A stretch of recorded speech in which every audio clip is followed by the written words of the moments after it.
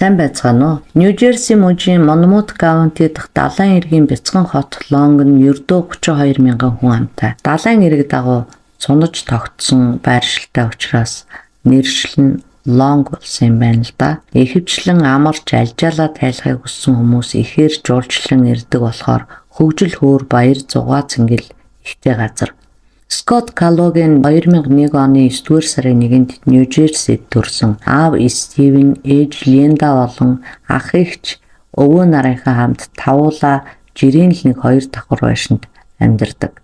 Аав Стивен урт хоттой шуудан зөөгч хийдэг. Эгч Бритни 18 настай бөгөөд эрүүл мэндийн чиглэлээр коллежид сурдаг учраас оюутныхаа хотгонд амьдардаг. Нэг ах нь бол тэдэнтэй хамт амьдардаггүй байж. Скотыг бага байхаас л хүүгийнх нь зам байдал нэг л биш байгааг мэдсэн эцэг их нь эмнэлэгт хандхад түүнийг аутизм болон шизофрени өвчтэй гэж оншилжээ. Тиймээс ээж Линда нь ажил хийдэггүй, гол төлөв хүүгээ харж гэртээ байдаг байлаа. Сэтгцийн эрүүл мэндийн хувьд жирийн сургуульд сурах боломжгүй байсан учраас тусгай сургуульд оруулсан байна. Скотын талаар хүмүүс ярихдаа үргэлж инээмсэглээд л явж идэг. Хэдийгээр өөрөө найз нөхөдгүй байсан ч гэсэн аавынхаа софтболын тэмцээнүүдийг байнга үздэг. Аавынхаа багийнхны гэр бүлүүдийн дунд болдог ямар нэг үйл ажиллагаануудад дандаа ээж аавыгаа дагаад оролцдог. Өөртөө тохирсон нийтч аз жаргалтай байдлаараа найз нөхөд хөршүүдийнхаа сэтгэлд маш их нийцдэггүй байсан гэж ярьсан байна. Гэвч энэхүү 50 амгалан баясгалтай мэт байдлын цаана юу нуугдаж байсан бэ гэдгийг зөвхөн түүний гэрийнх нь л мэддэг байж. Өвөө нь аав ээжд нь Скот хүүчин байнга л хүн алах тухай янз бүрийн юм яриад санаанаасаа ч зохиогоод байгаа мó үдсэн хардсан бодиттой юм шиг юм яриадах юм. Та нар энэ хүүгээ нэг эмнэлэгт үзүүлээч.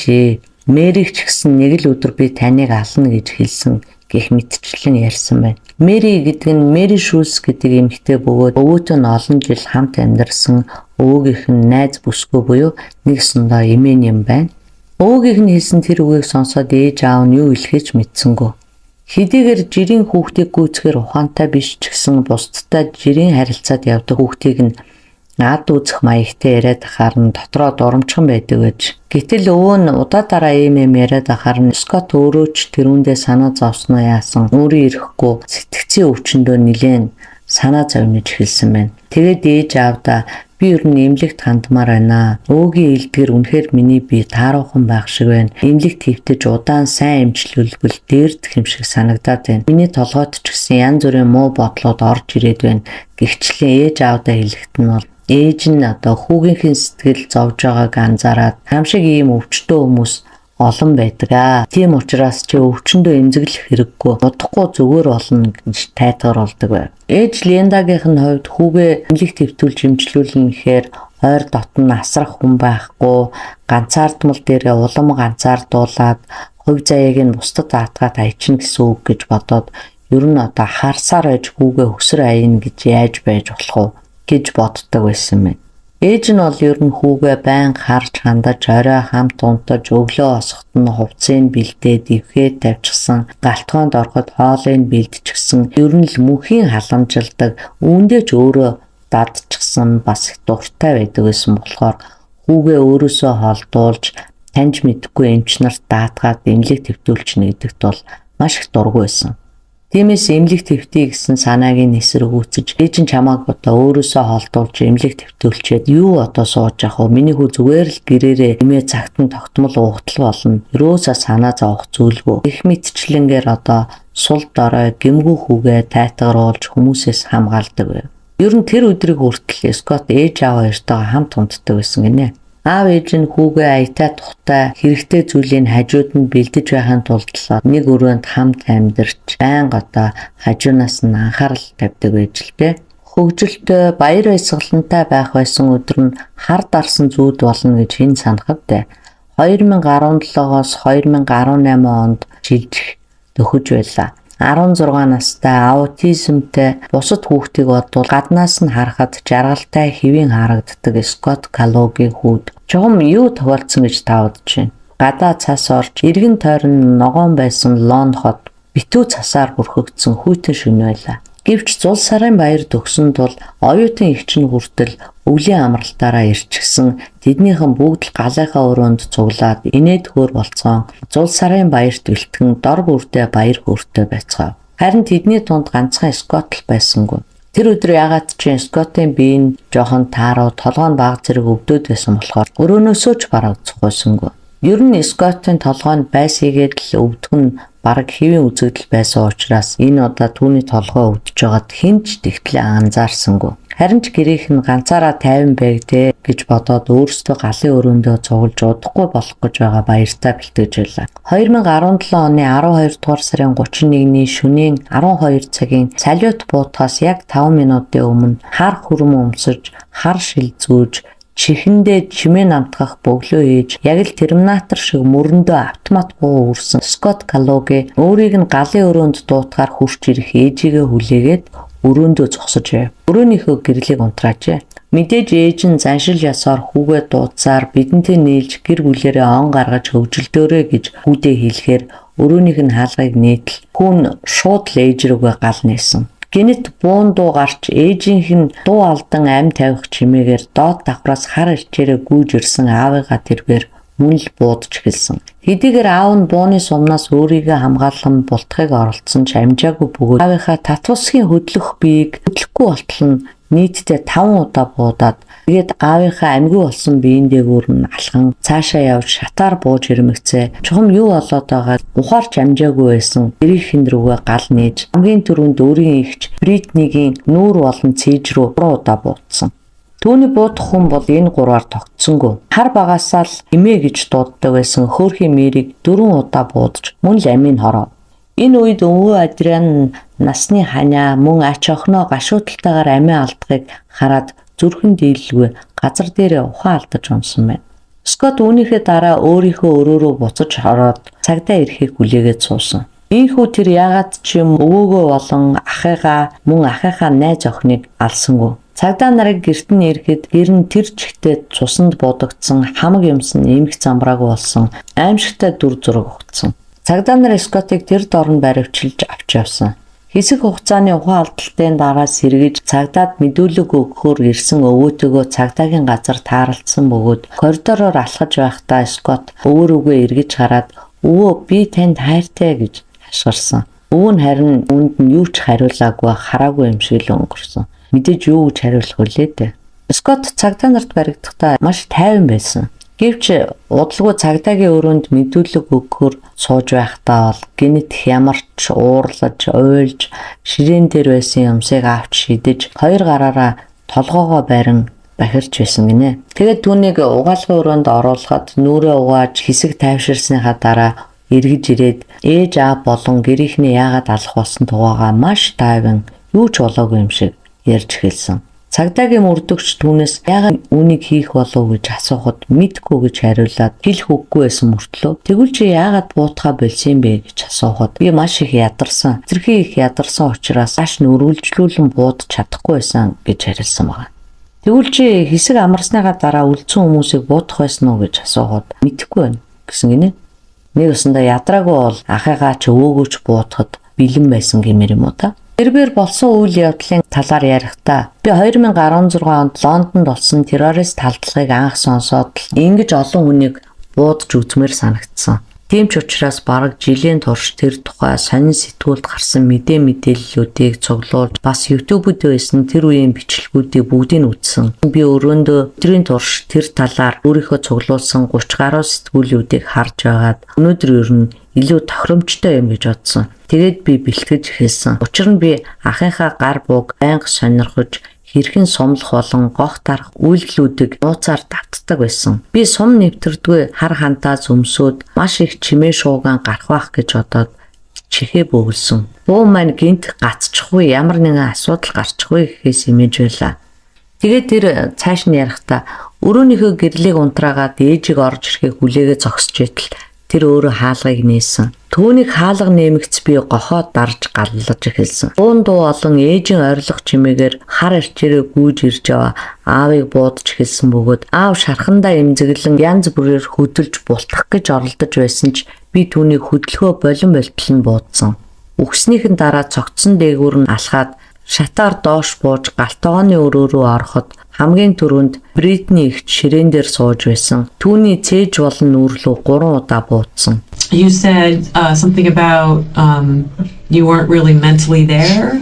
No, like when everything was going down, like everything was happening, like it felt like I was watching it, like it felt like I was like further back in my mind, like felt like I could still see it, and I knew I was doing it. It just felt like it wasn't me. Okay. Yeah. But yet you knew what you were doing. Yeah. You know what time this happened at, right? You remember the time? It was around 12 because it was like It was before the actual New Year, right? Ultra. So it was around, what, 11:30, 12, around there? I would say 11:58, 59 at the moment. Did you do that on purpose? What? I was thinking like around that time. Like Happy New Year Yeah. type of- Yeah. What time did you think of doing this at? Or did you, how long you been I planning don't this? know. But mainly a day, like I just saw like Хамгийн сүүлд Мэриг бууцсныхаа дараа өрөөндөө ороод AK-47-гийн сум өмссөн хантаазыг нэвтэрдэг эсгийг шалгасан гэж хэлжээ. Хэрэг явдлын дараа түүний өвөө Скотт Адриан Нью-Жерси 101.5 сэтгүүлд өгсөн ярилцлагада би түүнтэй нэг өрөөнд удаан суухдаа бараг твчиж чаддгүй байсан. Тэр надтай цагдаагийн газар тааралдаад өвөө би танд хайртай шүү гэж хашгирсан нь түүний надад хайраа харуулах хачирхалтай арга ядсан арга нь байсан. Тэр маш олон жилийн турш алга хийх тухай байнга ярьдаг байсан. Эцэг эхтэнч би хэд хэдэн удаа хүүчин дандаа л ийм юм ярьж байна. Хүүгээ эмчэд үзүүлээч гэж хэлэхэд тэд аль хэдийн хүүгийнхээ энэ ярианд дасчихсан, энэ яриаг нь ердөөч ноцтой зүйл гэж хүлээж авдаггүй байсан. Зүгээр л энэ чи хэвийн хүүхд биш шүү дээ. Хаяа иймэрхүү зүйл ярьлаа гэд яахав дээ сүйдтэй муу юм болохгүй. Санаанд орсноо л дэмий ярьж байгаа гэж хэлээд өнгөрөөдөг байсан гэж ярьсан байна. Скоттын ээж нь ажилгүй, аав нь шуудан хүргэгч учраас талин бага авч тэдний өрхийн орлого нь бага байсан болохоор өвөө нь хамтран амьдрагчийнхаа хамт тэдний бодвол буюу бейсментийг түрээсэлж амьдардаг байсан юм байна л да. Хэрэг гарахаас нэг сарын өмнө дэд ширээн дээр тоглоом тоглож байтал Скотт хүү өвөөгийнхөө хамтран амьдрагч талигач Мэри эмээгийнхээ духруу нь сумгүй гар буу тулгаж хизээ нэг өдөр би чамайг бууд жална гэж хэлсэн байна. Тэгснэ өвөөгөөч мөн ална гэж санал хийлжээ. Тэд энэ явдлыг хэвийн зүйл биш гэдгийг мэдэж маш их эвгүүцэж үүнээс болж хүүгийн ээж нь хүүгээ өмөрч бөө хил ам болцгоосон юм байна. Тэглэж гисэн одоо айлын мэдрэл муутай хүүхдийг албадаж авчиж эмчилүүлэлтэй биш. Тэгээд ээж аавд нь хэлэхээс хитрээгүй юм байна л да. Энэ хэрүүлийн дараа бас дахиад нэг хэрүүл болж өөрийнхөө бейсментээс Мэриг зайл гэж хөөсөн юм байна. Нэри тэр үед бол явна гэж хэлээ зогсохгүй хүүгийнхэн талаар зохих байгууллагуудад гомдол мэдүүлнэхэд бол ээж нь хүүг нь одоо орон нутгийн эрүүл мэндийн газраас ирж сэтгэл мэдрэлийн албатай эмчилгээнд авч явна гэдгээс бол маш их айжсэн байна. Өвөө нь ч бас тэр үед энэ тухай бодож ер нь хүүдээ эмчилгээ хийлгээч гэж сануулсан ч эрүүл хүн биш дээ. Ухаан дутуу хүн санамсргүйгээр янз бүрийн юм яриа л ёцоод тэрийг том болгож сүр дэгдээгээд яад юм бэ гэж ярьснаар одоо энэ яриаг дуусгасан байна л да. Ер нь бол Скоттын удаа дараагийн дайралтуудаас олж иймэрхүү хэрүүл уруул гарахад бол ээж нь хүүгээ өмөрч тэднэрийг байшингаасаа хөөхийг хүсдэг байсан ч гэсэн одоо бейсментэд нь амьдарч биднийд одоо орлого оруулж байгаа болохоор яач чаддгүй байсан байна. Яагаад гэвэл тэдний гэр бүл орлого муутай, байнгын мөнгөний асуудалд ордог байсан учраас. За хэдийгээр ингээд өнгөрсөн боловч Мэри хүүтэй дахин үг солихоос ч айдаг болсон бөгөөд удалгүй тэднийхээс нүүж явсан байна. Өвөө нь бол тэндээ үлдсэн бөгөөд хүүгийнхэн талаар янз бүрийн зүйл ярьж, хууль сахиулах юм болон эмнэлгийнхэн дуулгах юм бол таныг ч гэсэн бид нар гэрээсээ хөөнө гэж сүрдүүлсэн гинэ. Аав ээж хоёр нь. Скотт байнга л одоо янз бүрийн аллагын талаар ярьж, ахыхаа эзгүүд ахыхаа гар бууг нь нууцаараа авч өөртөө дадлага хийж, тэгээд AK-47 бууг хэрхэн ашиглах зааврын тухай интернетээс хайлт хийж, судалж, Лондонд болсон аллагын тухай YouTube-ийн бичлэгүүдийг үзэж, ер нь тэгээд амнаас нь гарах үг болгон шахмал аллагын тухай байсан гинэ. Ерөнхийдөө баг алгаар өвчлсөн гэмэр юм уу да?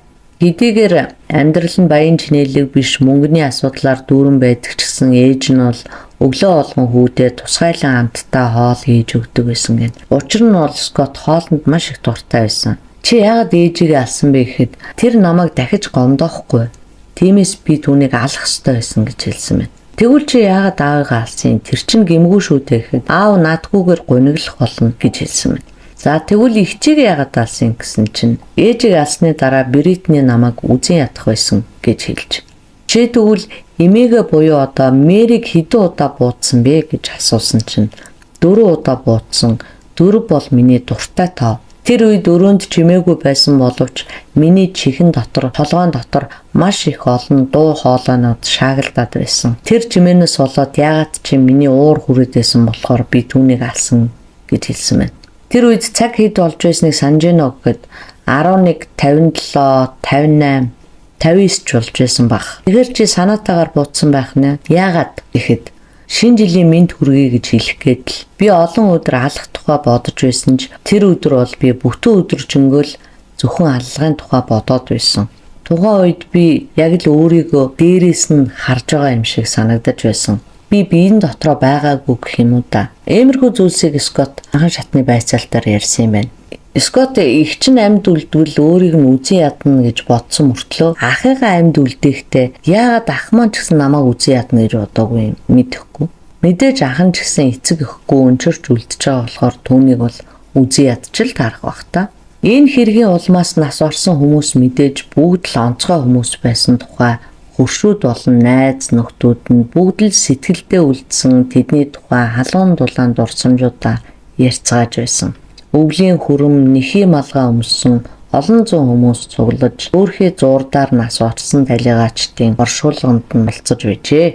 Скот Каллогигийн хэргийг 4 жил үргэлжлүүлэн шалгаж дунд нь ковид гарч саатжсэний эцэст 2022 оны 7 дугаар сард шүүх хурлан болсон бөгөөд түүний өмгөөлөгч болон сэтгцийн эмч нар Скот Каллогиг маш урт удаан хугацааны турш сэтгцийн өвчнөөр өвдөж түүнээсээ болоод огцом галзуурсан учраас хариуцлага хүлээх боломжгүй гэж үзэжсэн бол яллагч тал нь Скот хэдийгээр аутизмтай, шизофрен өвчтөй байсан ч тухайн үед юу хийж байгаагаа бүрэн мэдэж байсан. Хэрэгээ хүлээх бүрэн чадамжтай хэмээн буруутгаж байсан байна. Шүүхийн энэхүү маргаан өрнөж байх үед хэргийн прокурор Скот Каллоги бол тэдгэр 4 хүнийг өөрөөс нь хүчээр сул дорой өөрөө бол тэднийг алж чадхаар гэдгийг мэдчихсэн учраас л алсан гэдэг илүү хүчтэй аргументыг гаргаж тавьсны үр дүнд шүүх хурал эхэлснээс ердөө 5 цагийн дараа Скот Каллогиг 4 удаагийн 1-р зэргийн хүн амны хэрэг үйлдсэн. 2-р зэргийн зэвсэг хэрэгэлсэн зэрэгт нь буруутгаж Монмут дүүргийн шүүхээс түүнд 150 жилийн ял оноосон байна. Хэрэгт гарч байгаа Скот хүү хэдийгээр сэтгэл мэдрэлийн өвчтөй байсан ч гэсэн хэрэг хүлээх чадвартай, санаатай гэмт хэрэг үйлдсэн боловч эцэг эх нь бол энэ хэрэгт маш их буруутай санагдаж байна. Өөртөө байнга төрөөд байдаг муу бодлуудынхаа талаар аав ээждээ хэлж, чихэндээ сонсогдож байгаа зүйлсийн талаар ярьж, эмчлэх жимчээсээ зөвлөгөө авч эмчлүүлэхийг хүсэж байхад ээж нь бол хүүгээ өөрөөсөө холдуулахгүй байхыг л чухал гэж бодсон нь бол маш их буруутай байна. Үнэхээр л хүүтэй хайртай юм бол хүүгээ хайрлаж байгаа юм бол түүнийг эмчлүүлэхээс татгалзах ёсгүй байсан. Энэ бол одоо ухаан муутай ихийн буруу сонголт. Хэдийгээр өөрийнх нь төрүүлсэн үр хүүхэд мөн боловч түүний өмч биш шүү дээ. Зарим хүн үр хүүхэд төрүүлээд үр хүүхдээ өөрийнхөө өмч мэт санаж хүүхдийнхээ өмнөөс хүүхдийнхээ амьдралыг шийддэг явдал бол хүний эрхийг зөрчиж байгаа хэрэг. Энэ гэр бүлийнхэн өвчтөе хүүхэдтэй бараг эрүүл хүүхдээс илүү ачаал өөрүүлж сэтгэл зүйн дарамтанд оруулсан байна гэж би бол харж байгаа. 16 нас хүртэл нь хүүхдээ өвөртөлж унтна гэдэг чи одоо байж болохгүй дарамт шүү дээ. Тийм том болтлоо хүлөөж хүслээрээ жийж чадахгүй шахам амьдарч аавынхаа биед хүрчих болов ээжийнхээ биед хүрчих болов гэж хэмээж сэрэмжтэй унтах юм уу? Адаглаад эн чин төрсөйköндөө дураараа гараа ээж чадахгүй байх гэсэн үг үстэй. Хэтрүүлж хэлэхэд нас бий төрөх гэж яваа хүнд чинь бие махан бодийн эрхчлөө хэрэгтэй штэ. Тэрийг юус ойлгоогүй. Энэ хүн бол эрүүл хүн биш ээ гэдгийг ойлгож л байгаа бол илүү их туслаад ойр байж сэтгэл санаагийн сонсоод зам байдлыг ажиглаж байх ёстой байхад хажууд нь байж хоолын бэлтжил байвал болчихно гэж бодож ийн гэдэг чинь арга тижээс нь нохооноосоо дор үзэж байгаа хэрэг байхгүй юу. Тэгэхээр энэ бол гэр бүлийн хамгийн онцгой эвгүй дарамт гэх юм уу да. Тийм ч учраас ээжигээ үдсэн ядаж ээжээсээ хагацхыг хүссэн байна шүү дээ. Мэдээж одоо байнгын нойтон ам шиг наалтчаад байвал хэдийгээр ээж нь байсан ч гэсэн хэн дуртай байх вэ? Ер нь бол тэгээд миний бодлоор хинээч үргэлжлэл биш. Тусдаа л хувь хүн. Яг уу мэдээж яс, цус, удан бол тэртээ үргэлжлүүлээл явна. Би хуульч болохыг хүсдэг байсан чинь болж чадсангүй. Миний хүү, миний охин үргэлжлүүлж, миний чадаагүй хүслийг үүсэж өгөх ёстой гэвэл тэнэг хэрэг шүү дээ. Би насаараа мөнгө олж баян амьдрч чадаагүй мөртлөө миний чадаагүйг чадаж, миний хүүхэд баян болох ёстой. Бие зовоохгүй амьдрах арга олж амьдрах ёстой гэд хүүхдийнхээ тарихыг угаагаад өөрийнхөө хүслийг хүүхдэрээ биелүүлэх гээд байвал ямар байх вэ? Монголд гарч байгаа энэ лам хүүхдүүдийн хэрэг бол үнэтэй бас л төстэй хэрэг. Лам хүн мундаг амьдардаг, бие зовоохгүй амьдардаг. Чи лам болчихвол юм бол ээж аав эмээ өвөөгийн чинь нэг насны хүсэл биелнэ гэдэл тэрүүнийг лам болгочвол ямар байх вэ? Тэр хүүхэд чинь лам болтлоо ямар их эрсдлийг үүрхий. Тэгэд эцэст нь тэр хүүхэд хүсээгүй мэрэгжил, хүсээгүй замаараа явснаасаа болж ухаан санаандаа бий болгосон травмага давж гарч дийлэх юм. Хүүхэд байгаа хиний хүүхэд гэсэн чи хинтэйгээ бавуулж байгаа хүүхэдтэй олж гэсэн чи нөгөөтг нь таньдаа бавуулж байгаа хүүхэдтэй олж байгаа. Таньдаа тий хүүхэд юм уу? Тий хүүхэд. Хэдэн настай хүүхэд тэр нь? Тэр нь 14-тэй, нөгөөх нь 10-тай байгаа. 10-тай юу? Одоо ингээд ахламнар гэж ярина тийм ээ? Ахламнар гэж ярина. Ахламнар нь яг хэдээс хэдэн насны хүүхдүүд вэ? 15-аас тэгээд 16, 17 насны хүүхдүүд байгаа. Ер нь ингээд чиний насны хүүхдүүдийг ингэж одоо дарамталж тийм ээ? Бэлгийн дарамт үзүүлж гин гэж байна уу? Буян заяа гэдэг хүүхдийг тэгээ Амикс гэдэг хүүхдийг. 2 хүүхд, чамаас гадна 2 хүүхд үү? Тэр хүүхдүүд нь хэдэн настай юм? Нөгөөх нь 11-тэй, нөгөөх нь сая 10-тай гэсэн. Энэ талаараа аав ээжтэй хэлсэн үү? Хэлээгүй. Ээж харин мэдчихсэн хүчтэй өнөөдөр. Тий. Өмнө яагаад хэлдгээс их ч юм уу? Харин нөгөө хилчүүл бараг хашгаа болж ингээд хайгаад. Харцгаа билж нэг гэж яагаад. Одоо чамд яг тэр одоо авч шүү тийм ээ? Өөртөө юм ингээд унтахгүй байх юм бол хорлон шийч шүү гэдэг хүүхэд хэдэн настай юм? 15-тай байгаа. 16 ч лөө. Ер нь энэ нэтгөө улс руу явна гэдэг байгаа. Тэгэхээр заавал ингэдэг гэж хэлж гин үү ер нь? Мэдхгүй. Нөгөө өчтөрийн ах яг бав гаргаж шийчээд би уус асгасан гэдэг байгаа юм. Тий. Хорлон шийдсэн байгаа тийм ор хүмжлийнхэн. Тий. Тэгээ нөгөө тэрийг шинжлүүлэн гэдэг. Шинжлүүлгээд байгаа юу тий? Урдаас нь. Үгүй би зүгээр шинжлүүлэн гэж бодоод. Та нар ээж автайгаа ер нь хэр холбоотой байдیں۔ Ээж автайгаа бараг хагас бүтээсэн дээжийг ирүүлдэг шүү дээ. Яагаад ирүүлдэг вэ гэж? Энд эмэгтэй хүүхэд байдгүй, энд энгийн хүмүүс байдгүй гэл. Нөгөө хоёр дээрлгүүл чамаас гадна одоо хоёр дээрлгүүлж байгаа одоо ийм муухай үйлдэлүүдийг үзэж байгаа гэдэг хүүхдүүд байгаа шүү дээ. Тий. Энэ хоёр хүүхдүүдийнх нь ээж аав нь мэдээгүй юу? Тий, хэлдэггүй шүү дээ. Яагаад хэлдэг вэ? Мэдхгүй. Энэ асуудалтайгаа холбоотойгоор багштай хэлжсэн үү? Багш ламдаа хэлжсэн үү? Багш ламдаа хэлж байгаагүй. Яагаад хэлж байгаагүй гэж байна? Нөгөө багшаас айгаад байдгийг. Багш нь яадаг хэлэхээр загнах байх л гэж бодоод. Загнах аа. Ийм муухай үйлдэлүүдийг ингээд дарж болдоггүй байхгүй юу? Тэгэхээр яг чиний насны хүүхдүүдийг яг адилхан ийм муухай үйлдэлүүдийг дарамтлаж байгаа. Одоо чамаас доошоо дүү ер нь хичнээн хүүхдүүд байна. Та одоо нэг өрөөнд шүү дээ тийм ээ? Надаас дүү чинь 2 хүүхэд байгаа. Тэр 2 хүүхдийг бас яаж юм? Тэр 2 хүүхдийг тэр нөгөө сая холсон 2 хүүхэд. Сая хийсэн. Чиний өрөөнд л гэхэд одоо та 3 ингэж дэрлүүлд юм уу тийм ээ? Баг хамбаг ажил юм шүү. Миний дүү одоо энэ гандан дэгчлэн хийдэд өөрөө ингээд суралцгаар хурж ирсэн өөрийн хүсэлтээр тийм ээ. Лам болохгүй тэгсэн одоо хөөцөө. Тэгээ одоо тэгээд очих гаж байхгүй ш. Хин хөөсөн юм багш маань. Энэ асуудлыг мэдчихэд ээж тэр юм аа одоо яв гэдэг үуч. Одоо чи цаашлаад ламаа болоод ингээд суралцах хүсэл чамд байна уу? Байгаа юу? Энэ муухай үйлдэлээс одоо ээж нь ингэж гаргаж байгаа тий бас ээж. Одоо тэгээд одоо хаашаа явах гэж байна? Одоо өөр тацсан тас шүү дээ. Өөр тацсан. Одоо бичиг баримтын нөхөс тийм үү? Эцэг баримтын нөхөс. Тийм.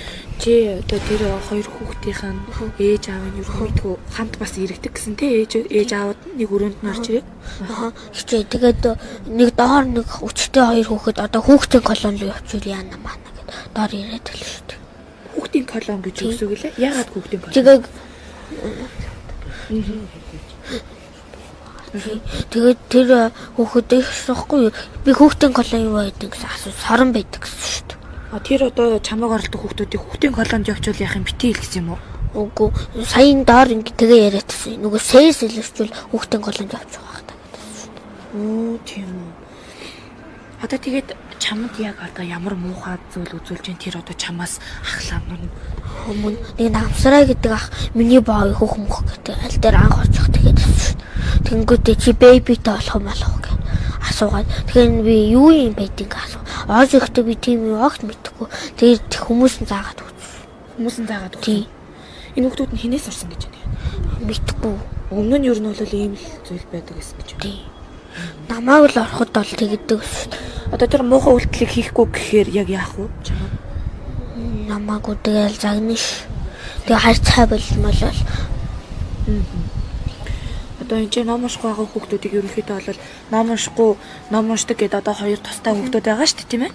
Энэ одоо ном уншихгүй байгаа хүүхдүүдээ ингээд дарамтлаад идэг гэсэн үг үү? Ном уншихгүй хамгийн муу хүүхдүүд энэ үү? Буур модоо тэрийг нь дээрлэхэл тэгээ сүрдүүлэл хилэн мэлэн багшд чи хилэн гэж сүрдүүлээд. Одоо энэ тэр муухай үг те чамайг анх орж ирж байхад тэгж муухай хэлээд ингэхгүй болвол ингэн гэд тэгжсэн ахыгаа багштай юусоо хэлээг юм тийм ээ? Юусан би багштай юу ч хавж өгөхгүй. Ээжтэй л хэлдэг байсан. Ээжтэй л хэлдэг. Тэгээ арай тэрийг нь хэлэх. Хүүхэд зүгээр зодоод модоод идэг л хэлдэг. Арай л тэр үйлдэлийг нь хэлдэг байсан юм тийм ээ?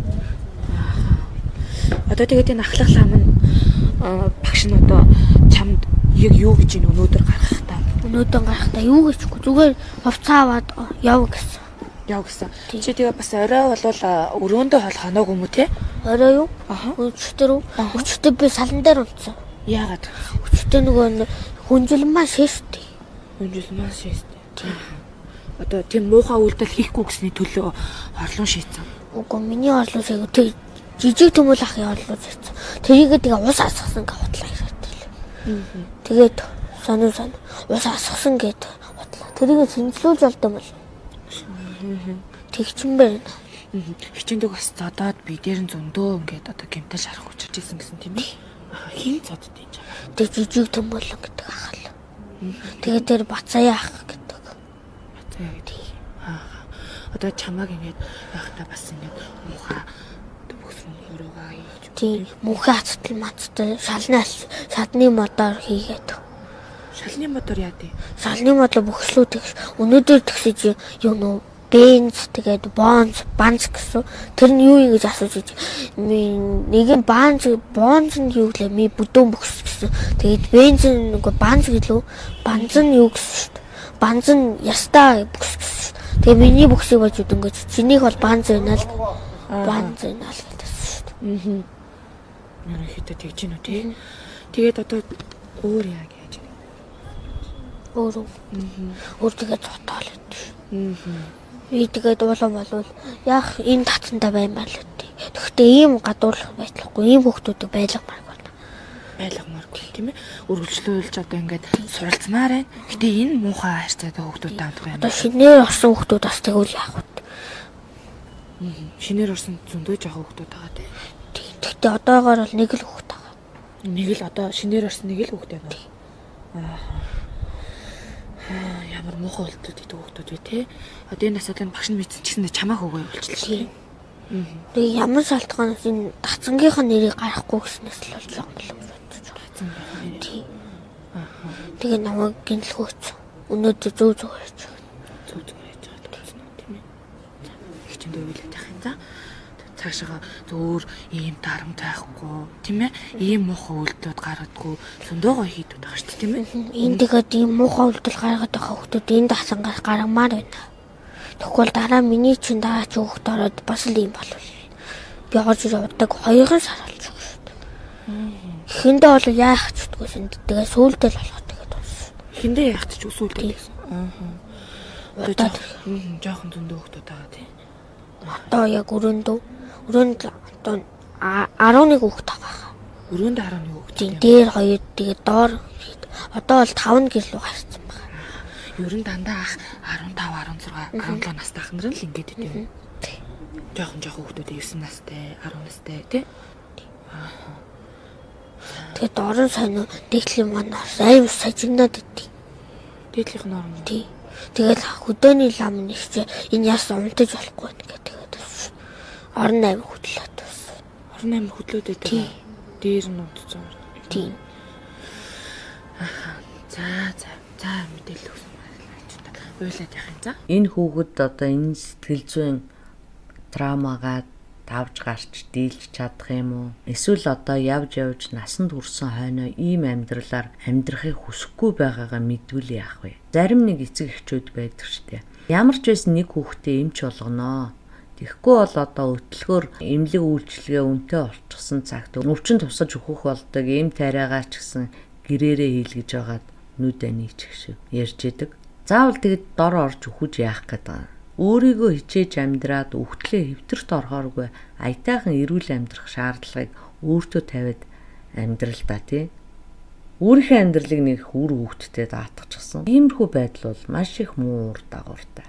Ийм жаахан хүү одоо юугаа мэдэж лам болъё гэж хүсгэвдээ. Энэ чинь бол ээж аавынх нь буруу ухуулга, буруу ятгалт, буруу сонголт. Өөрсдөө ядуу гачуу амьдрсан болохоор хүүгээ одоо зовлонгүй мөнгө олж амьдрах гэж амьдрах аргыг нь өөрснөө зохиож болж игэл одоо хүүгээ өсөж томорхоор өөрсдөө хангалуун сайхан амьдрч хүслээ биелүүлж амьдрах нь л дээ янз нь. Нөгөө талаар тэр ихийн хийлж байгаа нь энэ хийдээс хөөгцөн ч гэсэн яаж хийж байгаад би өөр хийдэд хүүхдээ лам болгоно гэдэг нь. Хүүн өөр нэг хийдэд очихт нь л эн чинь нөгөө нэг хов зөөсөн хүүхэд штэ гэд одоогийнхоос нь илүү доорд үзэж үг хэлж чадахгүй болтол нь дарамт үзүүлэхийг хинч мэдэхгүй. Яагаад тэр хүн их хүн байж үрээ хайрлаж, үрийнхээ санаа бодол цэгцэрч, ухаан суутал нь хүлээж, өөрөө сонголт хийх боломжийг нь олохгүй байгаа юм бол энэ бол надад маш эмгэнэлтэй санагдсан. Талигач Дашбалбар агсан чинь 1990-ад онд хүүгээ 6-7 настай байхад нь лам болгохоор төвдөд явуулаад тэр тухайн телевизээр гараад бөө дуйлан болж байсан ш тэр үедээ. Тэгтэл хүүн тэнд 2-3 жил болсон уу. Тэгээд хурж ирээд буцаж яваагүй. Дам сонсохны төвд лам нарын зүгээс үзүүлсэн тийм бэлгийн хүчирхийлэлд өртөх шахаад тэгээд одоо болохгүй болохоор нь хүүгээ авчирсан гэдэг юм байна лээ. Тэр хүн ч гэсэн том болоод бол лам болоогүй.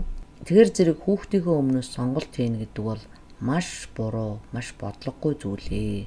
Энэ хэрэг дээр хүн өөрийнхөө биеийг муу агааг, өвдөд байгааг, тарих толгоонд янз бүрийн муу бодлоод орж ирээд байгааг болохгүй байна гэдгийг ойлгоод ээждээ хэлээд эмчит хандъя гэхэд ээж нь бол хүүгийнхээ өмнөөс шийдвэр гаргаад тэр хүнийг эмнэлэгт тавьж үзүүлээгүйгээсээ болоод эцэст нь бол амиа алдчихэв. Энэ бол одоо үр хүүхдийнхээ өмнөөс гаргаж байгаа бас л нэг хэлбэрийн буруу шийдвэр.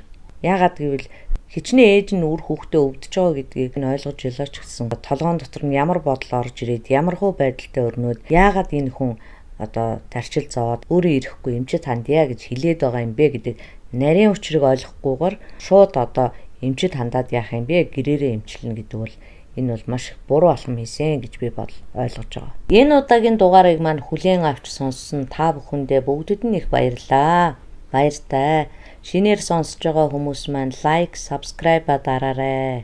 Subscribe дараагүй нэлээ олон сонсогчд байгаа шүү. Мэдээд байгаа шүү.